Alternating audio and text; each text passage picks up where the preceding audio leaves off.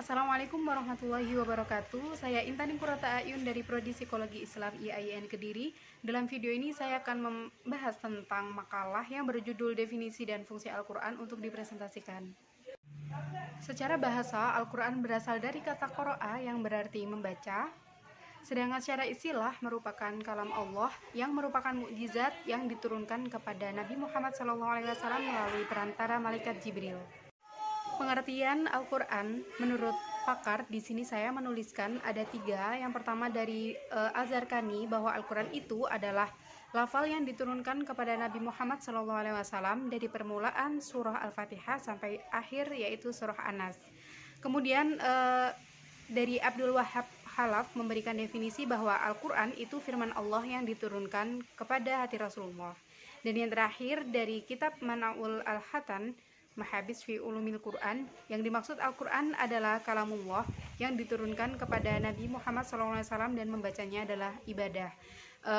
Apabila ditarik kesimpulan dari berbagai definisi dari para ahli maupun secara umum di awal tadi, artinya Al-Quran merupakan kalam Allah yang diturunkan kepada Nabi Muhammad sebagai mukjizat dan membacanya bernilai ibadah.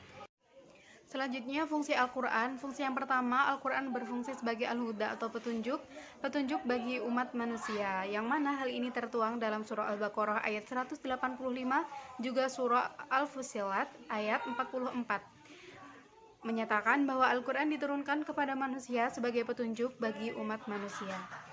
Untuk fungsi Al-Quran yang kedua, yaitu sumber pokok Islam atau sumber hukum Islam, meliputi persoalan tidak hanya tentang ibadah saja, melainkan juga hablum minan nas atau hubungan manusia kepada manusia seperti muamalah, hukum, ilmu pengetahuan, dan lain sebagainya.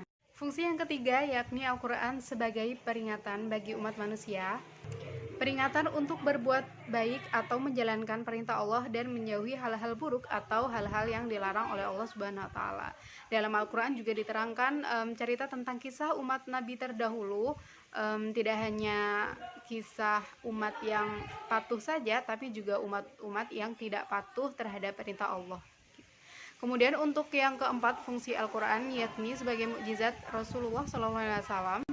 Seperti yang kita tahu bahwa Nabi Muhammad SAW tidak hanya memiliki satu mukjizat saja, akan tetapi yang bisa kita rasakan sampai sekarang, yang bisa kita lihat sampai sekarang hanya Al-Quran saja, dan membacanya pun bernilai ibadah.